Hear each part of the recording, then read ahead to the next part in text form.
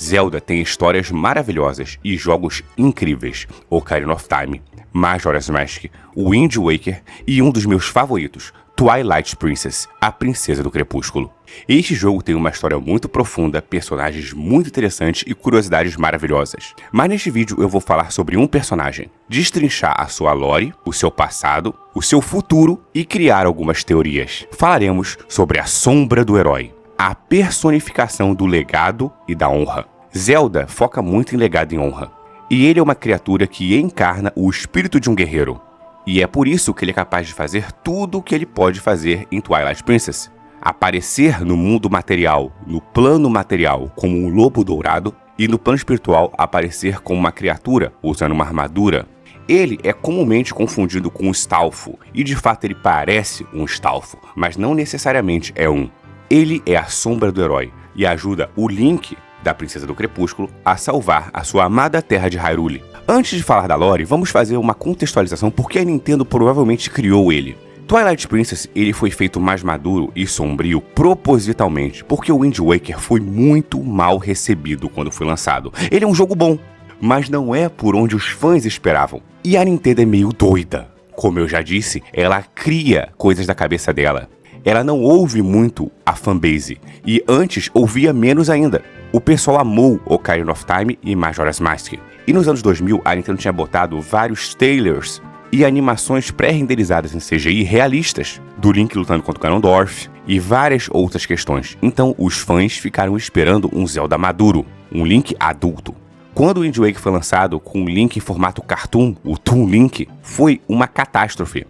E apesar de o Wind Waker ser um jogo bom, com alguns problemas de design, né? A parte de encontrar os mapas da Triforce é um saco. E a dificuldade de achar, pescando os fragmentos da Triforce é um porre maior ainda. Ainda assim é um bom jogo. Mas a Nintendo, quando viu os erros em Wind Waker, tentou criar Twilight Princess da forma que os fãs queriam. É uma das poucas vezes que eu acho que a Nintendo tentou lançar, não uma coisa diferentona, mas lançar o que o público queria. Um Zelda com uma história mais madura, tal qual Ocarina of Time e Majora's Mask, focado em combate e em aventura, em um universo mais sombrio, e é exatamente o que Twilight Princess saiu. A Nintendo fez isso porque o Nintendo GameCube não estava indo bem, ele não estava vendendo tanto quanto a Nintendo esperava. Ele era um dos consoles mais fortes da época. Na minha opinião, o GameCube é mais forte que o PlayStation 2, mas devido aos mini DVDs e várias outras questões, ele não estava indo bem naquela geração. Então a Nintendo lançou o Zelda Twilight Princess.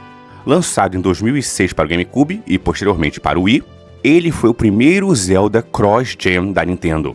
Ele foi feito para dar um último suspiro ao GameCube, que estava sendo extinto ali em 2006, e um fôlego vitorioso para o Wii, que deu certo. O Wii foi um dos maiores sucessos da Nintendo. E Twilight Princess é um Zelda bom. Como a Nintendo se deu mal no GameCube por ter feito o que ela queria fazer, no Wii ela tentou fazer o que os fãs queriam fazer. Vamos fazer um breve resumo da história antes de eu falar da Sombra do Herói. A trama acompanha a história do Link, um jovem fazendeiro Hylian que vive na vila de Ordon, o único Hylian em Ordon, onde tem vários outros humanos, não Hylians. Ele tem várias amigas que gostam muito da Epona e uma delas que parece que tem um certo interesse romântico com o Link. Só que tudo muda quando os monstros de Ganondorf invadem Ordon e capturam as 3 meninas e derrubam o Link. Ele vai atrás deles e atravessa um portal para o Crepúsculo, onde ele é corrompido e se transforma em um lobo. Isso é um fato muito interessante. Todas as pessoas ficam de forma espectral quando chegam para o mundo tocado pelo Crepúsculo, quando o Guardião foi morto. Mas o Link não. Provavelmente por causa da Triforce, ele se torna um lobo, o Wolf Link. Mais à frente ele conhece Midna, uma criatura misteriosa que depois vai ser revelada a Princesa do Crepúsculo, mas eu falarei mais no vídeo completo da história de Twilight Princess. E ele enfrenta Zant e Ganondorf. E aí é um Zelda padrão, com várias aventuras e chefes muito interessantes. Ele parece uma releitura de Ocarina of Time. O que deu certo em Ocarina of Time, eles melhoraram em Twilight Princess. É tipo aquele copia de você mesmo, mas não faz igual, não mexe em time que tá ganhando, é tipo isso. Tanto que até hoje ele é um dos Zeldas mais vendidos. O Breath of the Wild e o Tears of the Kingdom são os mais vendidos de Nintendo Switch. Depois vem o Ocarina of Time de Nintendo 64. E depois vem ele, o Twilight Princess. Só a versão de Wii, sem contar a versão de GameCube também. E a versão de Nintendo Switch e Wii U, os remakes. Ele é o 4º ou 5º Zelda mais vendido. Só a versão de GameCube moeu a versão de GameCube do Wind Waker, que vendeu só 4 milhões de cópias. Ele é a prova que a Nintendo se esforçou em fazer uma sequência digna, e é um dos meus Zeldas favoritos. Durante as suas andanças na história, após encontrar Midna, após fazer muita coisa, o Link encontra um lobo dourado, a sombra do herói. O primeiro lugar que o Link encontra a sombra do herói é do lado de fora da entrada do Forest Temple, do Templo da Floresta. O lobo dourado brilhante rosna para o Link e o ataca pulando nele, e magicamente transporta o Link para um plano alternativo da existência. O primeiro aparecimento da sombra do herói é muito interessante porque ele parece ser um subchefe, um mini-chefe e não um mestre. É um rumo totalmente inesperado que eu acho que a Nintendo faz de propósito, porque ele é um subchefe que quer te ajudar. Ele literalmente treina o Link. E é muito maneiro esse primeiro encontro, porque a sombra do herói desembaia a espada e fica em posição de combate, esperando que o herói faça o primeiro movimento. E o herói, o Link, ataca a sombra do herói. E isso se prova um erro, pois ele bloqueia o ataque do Link e o derruba, sem esforço no chão. É um momento de delicadeza maravilhoso, porque você espera um chefe, você espera que tem que enfrentar ele, então você ataca. Ele não ataca primeiro, você vê isso, ele não ataca nesse primeiro momento nenhuma vez, ele espera você atacar. Após derrubar o Link no chão como se não fosse humilhação bastante, ele abaixa as armas e solta o discurso no jutsu. Ele fala uma frase maravilhosa: uma espada não exerce força, a menos que a mão que a segure tenha coragem. Lembre-se dessas palavras. E aí, como se não bastasse a humilhação do Link de praticamente derrubado por um cara que parece um Stalfo, ter levado o sermão na cara, o Link ainda ouve: você está destinado a se tornar o herói das lendas. Mas o seu atual poder é nada mais do que uma desgraça. E ele diz que o Link precisa encontrar a coragem e o treinamento para poder vencer os horrores que estão se desencadeando sobre Hyrule. E fala que se o Link realmente deseja encontrar a coragem para ser um herói, então ele será digno de aprender os golpes e os segredos da sombra do herói. Então ele aprende várias técnicas, algumas obrigatórias, algumas que são optativas. A primeira é obrigatória, o golpe final. Vai ser o golpe que ele vai usar para derrotar o Ganondorf. Esse golpe não tem como não aprender, porque esse golpe é fundamental. O golpe final é a derrota do Ganondorf. E essa reviravolta é épica, porque se você jogou pela primeira vez, você esperava um inimigo, um sub-boss, mas na verdade você encontrou um professor. E esse é o dever de um professor: tirar você da zona de conforto. Eu já gostava muito do personagem A Sombra do Herói. Quando eu joguei o jogo pela primeira vez, eu estava fazendo a minha faculdade para ser professor. E hoje, me tornando professor, eu gosto ainda mais dessa introdução da Sombra do Herói. Isso é um professor. Ele não tem que se mostrar superior a você. Ele tem que propor um desafio. Eu às vezes fico pensando se a Sombra do Herói se manifesta como um guerreiro cadavérico com um capacete, pois é como ele estava no momento da morte, ou ele escolheu parecer assim. Parece um mal, o mal que você deve enfrentar e superar. A Nintendo não deixa isso claro, obviamente, mas eu fico imaginando, ele tem o poder de se tornar um lobo no mundo material? Talvez ele tivesse o poder de mudar de forma no plano imaterial, não sei. De qualquer forma, ele ensina vários ataques, e os melhores ataques são o dele. Em que pese alguns ataques sejam facultativos a aprender, eu recomendo que você aprenda todos se você jogar Twilight Princess, são todos muito maneiros. Você pode encontrar a Sombra do Herói 7 vezes ao longo da história, e o número 7 eu acho que a Nintendo botou de propósito, porque os 7 anos que o Link adormeceu em Ocarina of Time, 7 sábios que ele teve que liberar. Caso você ainda não tenha percebido, a Sombra do Herói é o herói do tempo de Ocarina of Time.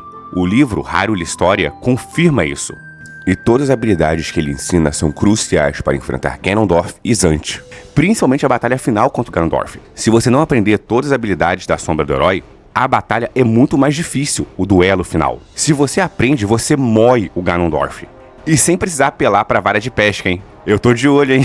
Eu sei que muitos aqui devem ter apelado pra vara de pesca.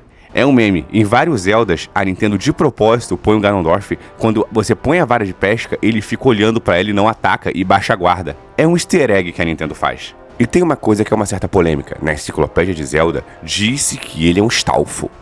Já no Hyrule Historia, disse especificamente que quando o Link de Twilight Princess adentra ao crepúsculo, o símbolo da Triforce e da coragem nas costas de sua mão começa a brilhar, e ele se transforma em uma fera.